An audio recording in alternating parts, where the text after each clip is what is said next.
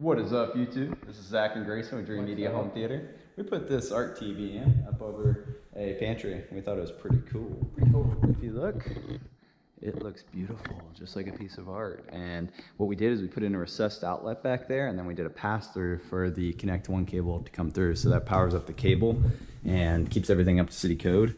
And then what we did is we installed an outlet back here.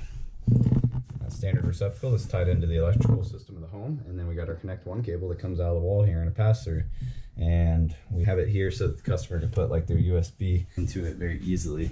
And the way that we pulled power was off of this outlet down here below. We pulled it up and then through that stud into the upper part and put it up behind the TV. Installation turned out absolutely phenomenal. As always. If you guys would like us to do an installation like this for you and you live in Dallas, give us a call or shoot us an email. If you want to purchase this TV with a low price guarantee and free shipping, give us a call or shoot us an email. This is Zach and Grayson with Dreamedia Home Theater. Make sure to give us a thumbs up if you liked it and subscribe down below. Subscribe down below. Thanks for watching. Thanks.